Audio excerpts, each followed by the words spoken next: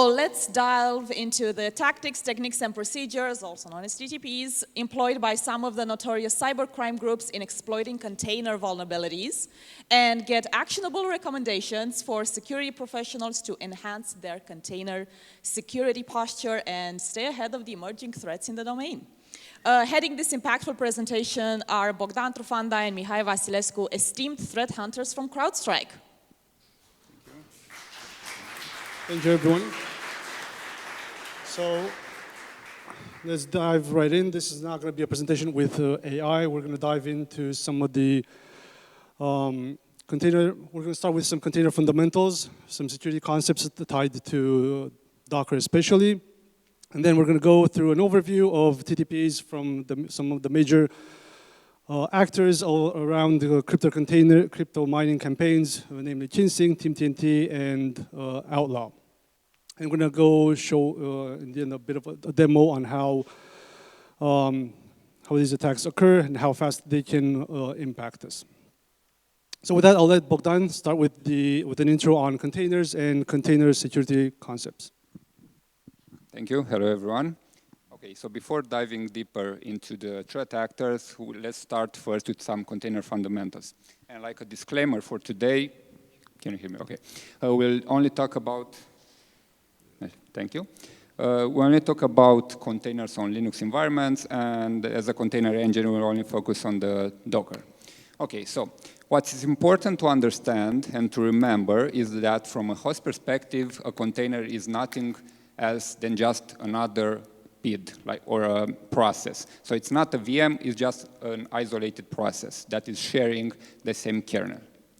Now, in order to better understand this, we have here a picture that showcases what I said earlier. So if I create an Nginx container with Docker, and at the bottom, you can see if I list the Nginx process, you can see that it's just another, like I said, just another process. But what is important to remember here is you can see there, it's running under root. So remember that for the demo especially. So, okay, so the container is just another process, but how it is isolated from the other processes running on the host? So there are two main mechanisms from the Linux kernel. One is namespace and the other one is the cgroup. Okay, so what is the namespace? Well, a namespace limits what you can see, and the cgroup limits how much you can use, for example, memory.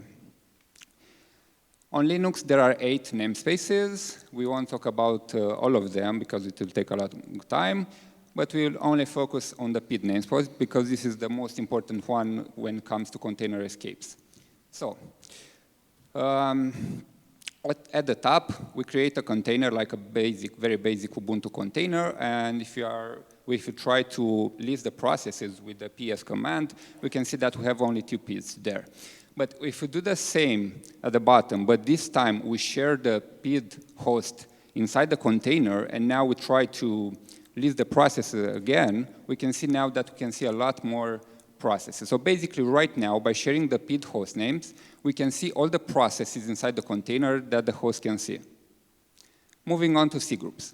So by default, a Docker, pointing Docker because on other container engine it might be different, it does have no memory resource constraints. So in this picture, you can see I executed a docker stat command, and I have a container running in a VM. So we can see there that at the memory usage limit, the container can use the entire memory of that VM. So an attacker could create a very basic function like that and can launch a forebomb. Now, let's talk about Docker architecture, very basic. So we have 3 parts. We have the Docker client, we have the Docker daemon on the host, and the Docker registry. On the Docker client, you issue commands like docker pull, docker run, and so on. And the Docker daemon is a background process that is listening for commands from the Docker client that create, for example, when you try to do a Docker pull, it manages the images, create the container, and so on. And then you have the Docker registry that just stores your images. It can be public, private, doesn't matter. Okay. What's important to note here is because this is the root cause of all the attacks when it comes to container, or at least the one related to crypto miners, is when you usually install Docker on your machine, the Docker daemon and the Docker CLI communicates over an unit socket. But if you want to have like a Docker daemon on a different machine so that multiple Docker clients can communicate with it, you can expose that over a TCP sockets, and they can communicate over that. So now if you ask yourself why this is important, well, because of that. So like I said, all attacks happen because the Docker API is exposed and an attacker can gain advantage of that. So just to get a recap, essentially when you expose that Docker API, you allow someone to run a container, which is basically a process under the security privileges of the Docker service, which by default is root. So you're essentially allowing unrestricted access for someone to run a process in your host, on your host. Now, switching over just a bit, crypto mining, probably everybody knows what that is. It's not illegal unless you run it on someone else's infrastructure, obviously. And since we're talking about this, the main motivation around crypto mining campaigns has always been money. As long it's all about how can I generate some income without actually having to spend anything, right? You're running some crypto mining containers, running crypto miners on someone else's infrastructure. In terms of volume, we've pulled some stats from our internal database. So we see roughly around 30,000 miner-related attack attempts. So that gives us some info on how prevalent these attacks are. I think there's no battery. And with that, let's switch over to some of the adversaries. We're going to talk about Team TNT, Kinsing, and one of the more older, let's say, threat actor groups called Outlaw. Now, Kinsing has been around for quite a while, and I can't believe that at some point we're still talking about these groups. Kinsing has been active since 2019, and they've run their campaigns with initial access via Docker, Redis, which has been an important, let's say, initial access vector for a while. And other than that, a lot of, let's say, easy to exploit vulnerabilities, right? So a lot of opportunistic attacks. One interesting item to note is that they've been using a custom malware for persistence, which obviously, let's say, gave them their namesake, Kinsing. The attack flow is very, let's say, simple. Once they mostly scan for exposed Docker APIs using mass scan. Once they identify they identify exposed containers, they'll deploy usually Ubuntu containers. That's something very basic. On top of which they'll deploy d.sh, which has been around for as long as they have mostly, which in turn downloads the Kinsing malware, cryptominer, and then they'll have a esprit.sh script, which pretty much does what it means, lateral movement via SSH.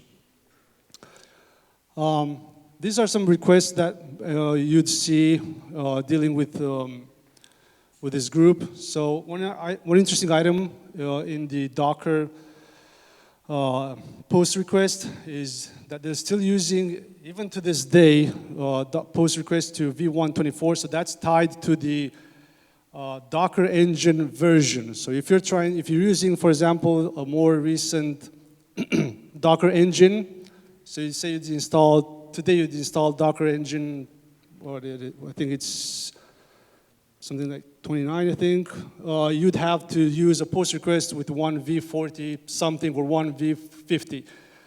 This request would not work against a newer engine. So it's quite interesting that they're still using this tactic. They're probably targeting older, less maintained servers. And on the lower hand side, you can see it's pretty obvious that they're using wget to download the payload, which we'll look into in a minute. So I mentioned the DSH initial payload, and one of the interesting items that we found, so they're using actually DSH, OSH, FSH, pg.sh and so on, they're all identical in terms of content. And pretty much half of the content from these scripts is just looking and killing other potential miners on your host. In terms of the naming convention, considering they are all of the same content, it's actually interesting that the only difference we found on how they are deployed and how they are used is related to the initial vector of attack. So DSH is tied to Docker. OSH, I think, is tied to some Oracle WebLogic vulnerability. PGSH is tied to Postgres abuse, and so on and so forth. So this can actually be used once you find these files on on a host. It's actually a pretty good indicator on how the initial access was done. They could be using this potentially for some sort of statistics, but I'm not sure why that. Also, since there's about 400 lines of code of grep, kill, and all that kind of commands on these scripts, this is actually something that you could use to do hunting on your own for these processes and miners. The Kinsing malware itself, once it is downloaded via getKinsing, is going to do post request, get request, mostly to get information about the miner, whether it's still running, download additional payloads, the spree.sh script for lateral movement. One interesting item that we found, so the communication itself is not very complex. It's using RC4 encryption over HTTP, not even HTTPS or anything else. But I love networking. I love looking through Suricata rules and all that sort of stuff. There was nothing that I could find, at least in the open source area, that would detect this communication. So aside from a meager, let's say, request for get/Kinsing, there's nothing that would detect this communication. And we'll talk about this. We'll post a GitHub request after the presentation containing some Suricata rules to actually detect this sort of behavior. Moving on for lateral movement, the spree.sh script is essentially going to look on your host for any config files, SSH bash history to identify any connections or past connections from machines that have access to that host, so that they could, let's say, replicate this behavior. They would connect to on the lower hand side, if you see SSH onto the machine, download the spr.sh, which again is the same thing as DSH, so probably just an indicator on how the initial access was done for the attackers, and then move on, so on. And now I'll let Bogdan continue with Team TNT. Okay, so Team TNT is a more special threat actor because compared to the Kinsing one that Mihai presented, had a public persona. So while Kinsing liked to stay in the shadow, this had a GitHub account and also had a Twitter account. And what is interesting is that they, on Twitter, they like to follow security analysts when they released new a blog regarding their kill chain, and they were posting on their blog, on the security analyst blog, and they were shaming them and saying, no, this is not correct, actually you missed something, and something like that, which is interesting because I've never seen other threat actors regarding crypto mining that were doing this. Now, let's see the Team TNT timeline. So the first evidence of Team TNT dates back to almost 7 years ago, and their first campaign was targeting Redis in early 2020.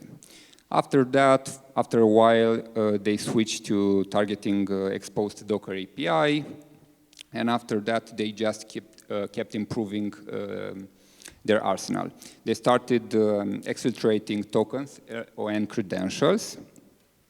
After 1 year, they also started targeting Kubernetes, scanning for exposed kubelet APIs. Between 2021 and 2024, they had other campaigns. And starting from 2024, they started creating custom Docker images. So until then, they were using legitimate images like Alpine or Ubuntu. But from then, they started creating custom images, embedding some miners inside of those images. OK, so let's see the attack flow. So it's not very different than the Kinsing kill chain. So they abuse exposed Docker API. And after that, they both created a container using a legitimate Alpine or Ubuntu, etc.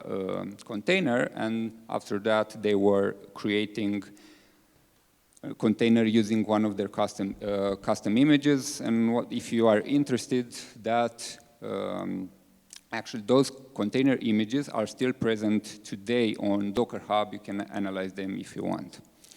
After they created those containers, they executed an init script called tdgg.sh. And from there, they are launching for persistence. They are launching Sliver. And they also were scanning using mass scan for lateral movement and also scanning the internet for more exposed Docker API, more like a worm functionality. This is like a part of their init script, so it's nothing fancy. They just used mass scan to scan for some IP ranges. After they found for some ports that are related to Docker API, they were using zgrab to scan to match the header. If those matched, they were running a Docker command, like you can see in the middle. So just to go very quickly over that command. So they are using Docker with sharing the host file system inside /mount using an Alpine legitimate command. After that, they were running the CRUD command in /mount. So basically with this, they were performing a container escape. And after that, they were using a curl command to download an init script from there, pipe it into bash to not leave any trace on the disk, and then put that command in background. Now, this is like a more recent script that we've observed. So regarding masscan and zgrab, nothing has changed. What has changed is the fact that how they execute the containers. So now they started created privileged containers, which just drops almost all security boundaries inside their container. And as you can see there now, instead of Alpine, they are using a custom image. And like I said, their custom images, they are still on Docker Hub. You can see them right now. It's just downloading the XMRig miner and using it as an entry point. OK. For persistence, lately they started using Sliver, which is a C2 framework. In the past, they used other rootkits like Tsunami, but right now they're only focusing on Sliver. And they don't even make it hard for us to see it. So you can see there in the wget command, they just download the Sliver implant, and they always download it in a TMP BIOS set. So you can hunt for that if you want to see for TMTNT ISC. Now, moving on to lateral movement. What they did is they executing a lot of commands to gather credential tokens and so on. And for example, for lateral movement, one thing that they did is after they found some SSH key, they were just executing SSH commands, trying to connect to the host that they could find, and executed some commands that they were also piping into bash. For exfiltration, and this is different than Kinsing or other threat actors, that besides running the miner, they also exfiltrated cloud credentials. And they just curled that metadata IP, search for credentials, and another important data that they were encoded in base 64. And at the bottom, you can see that they were using curl and wget in order to exfiltrate those data that they could find. Now, another thing that they did is they didn't just focus on exposed Docker API. They also shifted to Kubernetes. So the approach is the same, using masscan to find an exposed kubelet API. And after that, they were executing curl commands on that endpoint, and they're just installing curl, bash, and then running the miner. And now I'll let Mihai continue to the outlaw, aka Haiduk. The last third actor that we want to talk about today is Outlaw, aka Haiduk, and I found this a bit kind of interesting that these are still active, and we'll see there's a bit of difference in how they operate in terms of initial access. They're even trying less in some aspects. Finally, the AI part of the presentation. I'll let you guess how many of these, which of these pictures are AI based on our real pictures and which one are generated. And the answer is they're all AI generated, but there is in fact a Haiduk beer. Now, the name of the group comes from one of the older tools that they started using. A custom SSH scanner, I think it was called Haiduk, which in turn gave them their namesake, Outlaw. Now, there's quite a bit of, let's say, memes attached to this group, I think. So they still use SSH brute force and stolen credentials as their initial access for their targets. And one of the, once they have the access, they will use Dota3.targz as an initial payload, which in turn has, let's say, 3 separate folders with 3 separate, let's say, objectives. One is for mining, another folder has scripts and tools for persistence, and the third folder has tools for brute forcing internally. The first folder, which has the mining capabilities, runs a binary called kswap d00. It's widely known. It's a modified XMRig.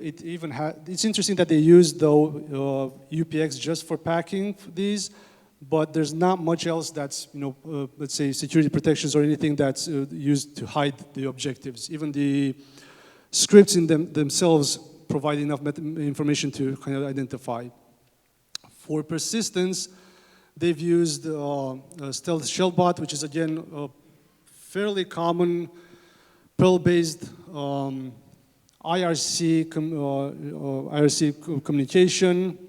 And for the brute force, now they're using K-thread add 32/64, depending on the system architecture, which I think kind of evolved from their initial Haiduk tool. This is the folder structure and all the files that are present and how they're used. Interestingly, a bit of difference between the other groups. They don't use, for the initial part, from the Dota3 archive, there's an init file which has the sole purpose to run this init2 script, which doesn't use base64 for encoding. Instead, it uses some form of, let's say, command splitting into variables and then just concatenating this whole thing into let's say, something that has the only objective to run each file from these folders and then establish persistence via cron. Interestingly, this schema of encoding is actually used also legitimately, so it's kind of hard sometimes to differentiate between legit behavior and, let's say, malicious behavior. This could be one of the reasons they've used this as opposed to base64, even though looking into the other scripts, they kind of switched back to base64 in other cases. So the shellbot is actually part of a second script, which is base64 encoded, and it's pretty easy to tell that it's shellbot because the code says it's shellbot. Also, they didn't. This is I think it's the initial, let's say, stealthbot has some roots into the Latin South America, I think, because a lot of the strings found inside and comments across the script itself are like configuração, recomendado, and all that stuff. It's not something that you do typically see around here, I guess.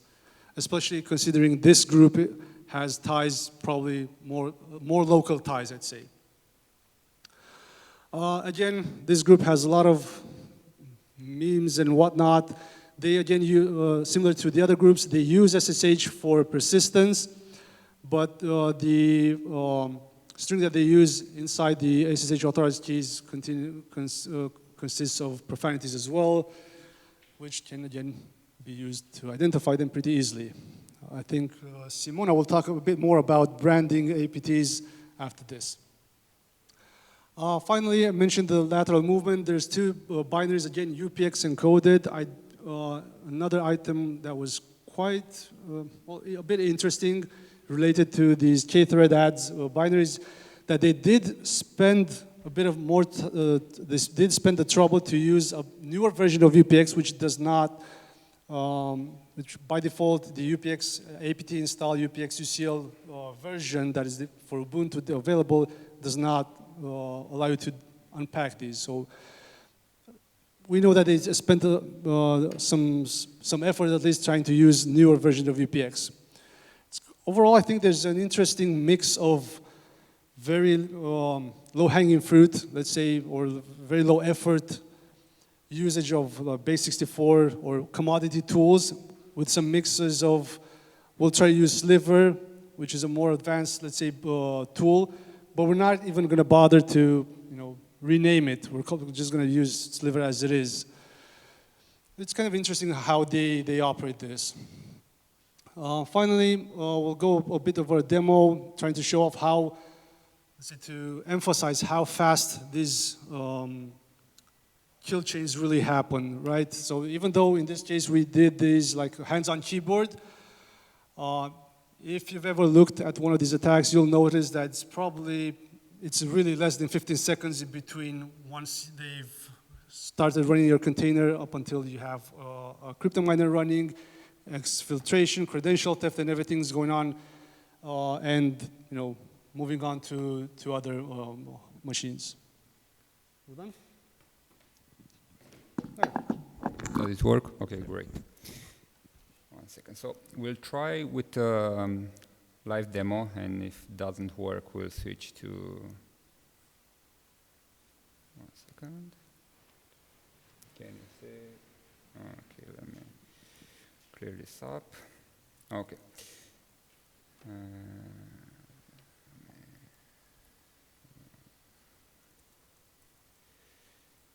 Okay. Okay. So, like you probably saw until now, these threat actors are not sophisticated at all. So basically, they just scan the entire internet.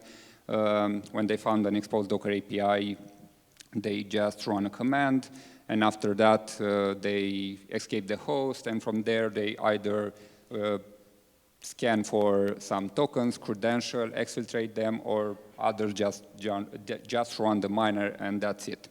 So in this demo, we try to show how easy it is to do that, because for us it's quite annoying, to be honest, to see these miners still running today in 2025.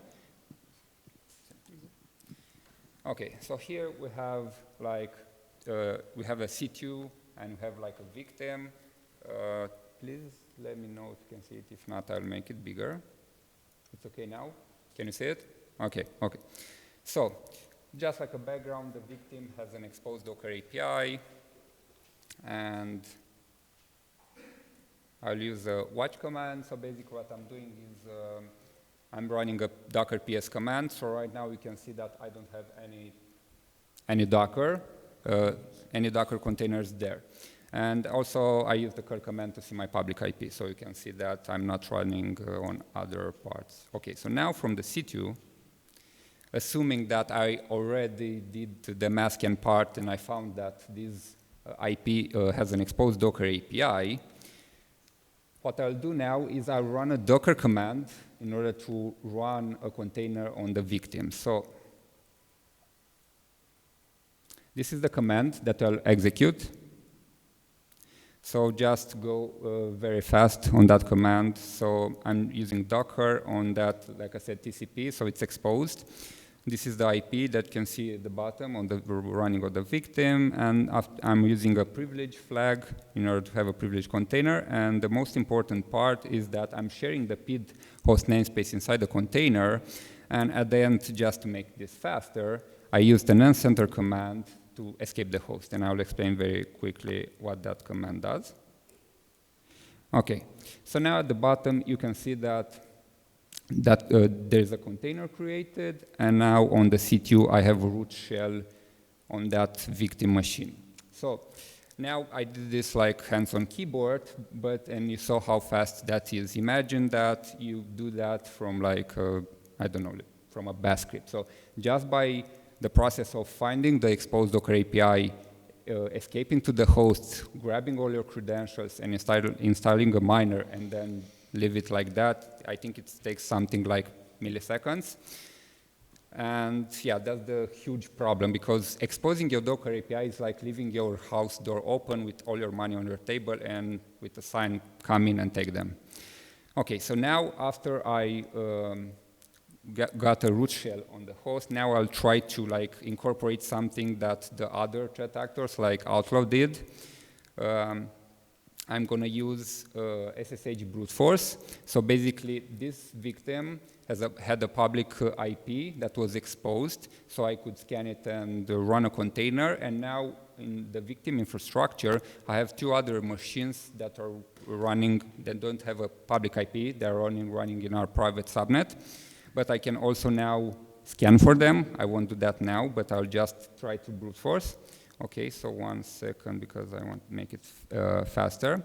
I'll need to run here. It's a very basic web server that Mihai created in order to grab the data that we want to exfil from the victims. Okay, so now here back on the root shell on the victim. So there are multiple commands that we can use in order to find the IPs. The faster one will be the history. So here we can see all the commands that whatever person was using that machine executed. And now, based on the private IPs that we found there, we can use commands like, for example, already you can see there the Hydra command in order to brute force like for weak passwords. Like I said, there are two machines, but I'll just go only one because it doesn't matter. It's the same approach for that one. So basically right now, this is what Outlaw did, is they just use brute force. I'm not sure if they use Hydra or not, but it doesn't matter. Or just steal keys. Yeah. So basically, we have a file with the most common password used on SSH. And you can see there that it found, like for the Ubuntu user, it found like that password and with the host. So now let's try to SSH into that host. And I will SSH with Ubuntu on that IP. And now when it's asking for the password, I'll just copy paste this. Okay, so now I'm on victim 2, which was a private subnet, and it wasn't accessible over the internet. Okay, so in here, let me see what we have here. Okay, so you can see here we have the Git credentials, and we can exfiltrate this.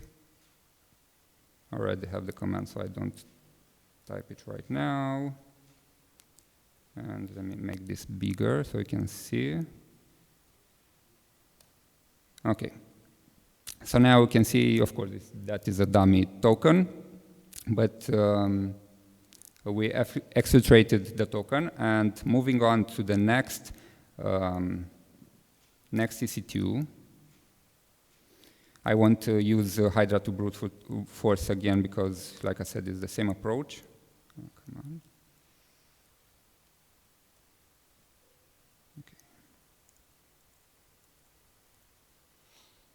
Okay, and from here, we found some AWS, so we can, if you cut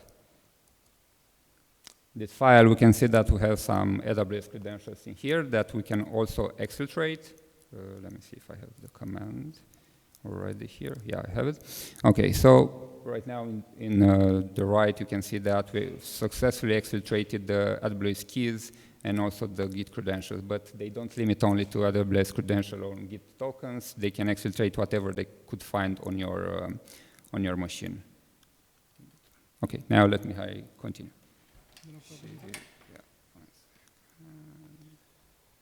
So while these commands, let's say, as a hands-on keyboard might take some time, as we've seen, chaining these commands into a script and into some automation pipeline will usually leave us,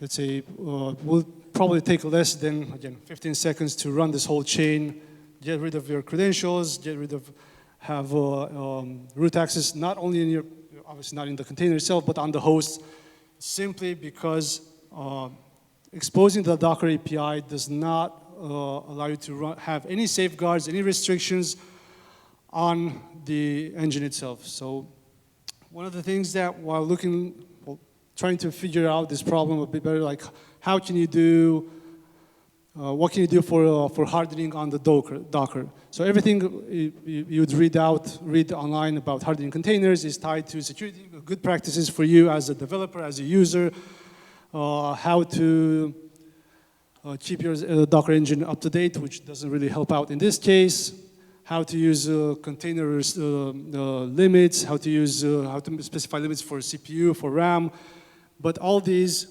are not imposed, or they cannot be imposed on the service itself. It's up to you as a user to specify those restrictions in the command line. So as soon as you expose that Docker API, anyone can run without any safeguards, any sort of container with privilege flags, with the PID sharing, and so on. So obviously, one of the things that you can do is not expose the socket, but if you have to do it, there's other ways that you can do it. There's TLS authentication for Docker. There's other modes like Docker rootless, which you can use at least to limit some of the damages that can be done, right? In case someone does, let's say, Docker container escapes when you're running Docker rootless, you would still end up with, let's say, with an issue, but it's not. There's at least one more layer between your user and the root on the server. Now going back to Docker, I started looking up a bit into the documentation. At some point, they started mentioning, "Hey, this will be deprecated, so we'll not be able to run the Docker API. You're not going to be able to expose it." Without TLS authentication or through some other methods, right? But this was mentioned that will be deprecated in the release 26. I think we're now in 29, and I've been looking through 20.5 and 29. They all say the same thing. This support will be deprecated. It's not still there. We're kind of waiting on that. I think once we have this, there's going to be a bit of a shift into this, let's say, in the way these threat actors are going to operate. We'll probably see some changes in the way they're either going to switch back to, let's say, more vulnerability focused, or some new container attacks. As opposed to Docker, I think there's another success story around Redis, which has been in the past has been abused just as heavily as Docker. But now, and I think from at least 2 years ago, there's been some changes to the service and the way it's implemented. When you install it, it no longer runs under root. It no longer allows you to run commands remotely unless you configure it explicitly on the host. And even then, there's still some safeguards that you cannot run, you cannot create things like cron-based persistence just because the Redis service has only some specific folders and files that you can write into and execute. So I think that's a really good example when we're kind of waiting to see this happen for Docker as well. Yeah, in conclusion, crypto mining attacks are a very opportunistic threat vector, yeah, don't expose your Docker APIs. add some security,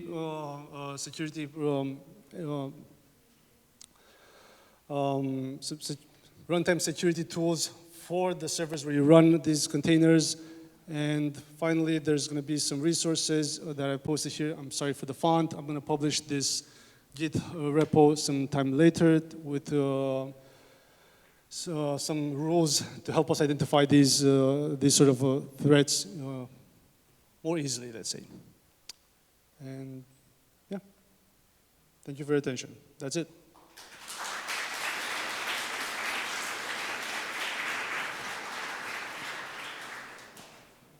Any questions from the room? Hello, thank you. Very good presentation. So my question for you is, did you look into the type of targets that they hit? I mean, is this more of a misconfigured corporate security problem, or are they more like hobbyist Docker instances, notebooks, and stuff like that that are involved? I'd say, well, depends on where you look. So from us, we can see that this is happening both in, let's say, misconfigured enterprise environments or dev testing environments in enterprises. But at the same time, it's kind of indiscriminate, I'd say. If you look at the data from honeypots, if you're in a honeypot, you could see that it doesn't really matter where you're coming from. As long as it's exposed, they'll try that.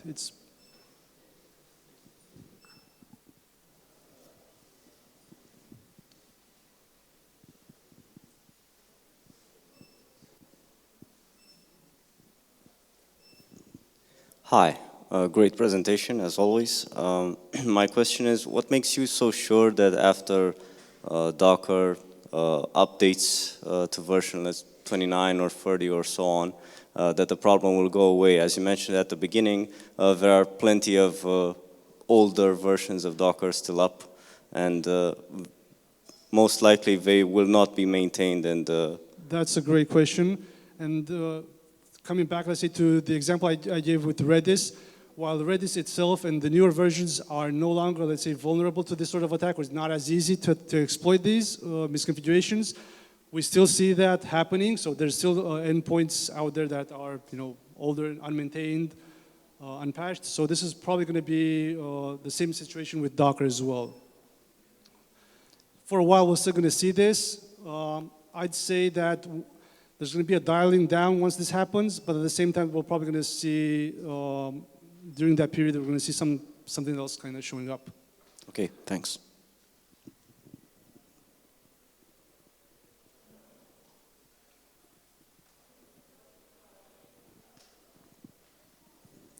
This relies on really lousy passwords on SSH, right? So if I understood right, one of the ways to stymie this approach is just to enforce decent passwords for anybody running an SSH terminal, right? Either brute forcing or credential stealing. So basically, if they've let's say you have a situation maybe like Team TMT, which does credential theft. Once they're in through a different method, they can still sell those, and they do sell those credentials on the market. So so other groups might be using those as well. It is one of the ways that it's still kind of crazy that we're 2025 AI and a lot of these other solutions that we have today, and we're still getting SSH brute forcing used successfully.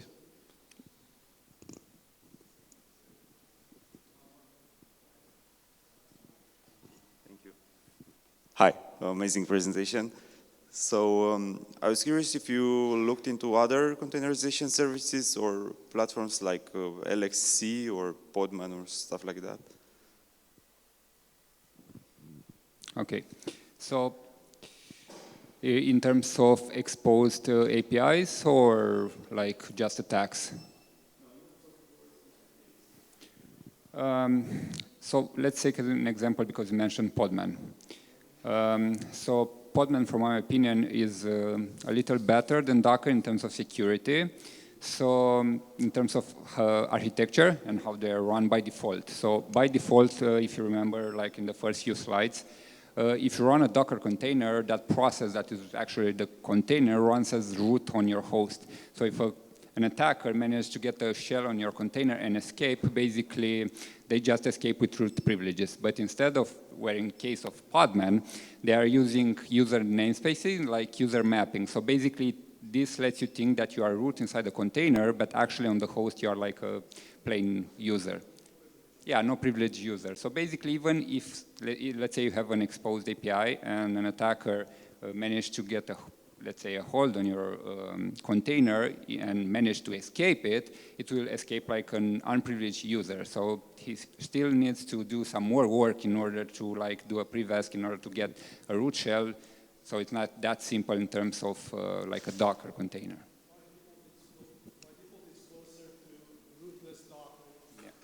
You can enable rootless Docker, rootless container on Docker too, but yeah, it doesn't come by default. I'm not sure if that answered your question. So I'm just curious, like, how lucrative is this business? I mean, like, are these guys making money for coffee, or are they buying a Lamborghini? It's difficult to say. I started looking into one of the last campaigns that, or one of the bigger campaigns that Team TNT had last year that actually wasn't really out in the news, let's say, after the Gatling gun campaign. I think there was I suspect, it's difficult to say, there was a campaign of pump and dump for a very, let's say, less known mining currency. What's interesting is that it's difficult at some points to figure out all the wallets, because in the campaign that we saw, they were not hard coding the wallets. It's in the Docker image, but they were using they were pulling it as a parameter from a Git or a gist online. So I think what we saw was that they were kind of recycling the wallets. So they're using multiple wallets in multiple periods of the day, just so they would have, first few hours they'd use one wallet, then whatever infections would follow up would use a different wallet. And if you're not on top of that URL and seeing whatever wallet's in there, you basically kind of lose track of whatever they're earning, let's say. Because in the end, the last wallet ID that we found didn't have really a lot. There were, I think, $80 or something associated to it. But at the same time, in the same, let's say, time frame that this campaign started, there was an uptick in the currency for that. It's difficult to say. In some cases, it's easier. In some cases, it's really difficult to figure out. Especially, some other cases they're using Monero. There's less chances of you finding out. No, I think we're just done with questions, just to be mindful of time and give people their breaks. But yes, let's give another round of applause to Bogdan and Mihai.